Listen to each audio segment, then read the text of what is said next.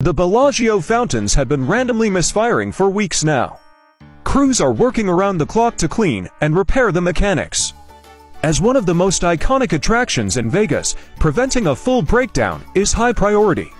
Have you seen the malfunctions? Follow us for everything Vegas.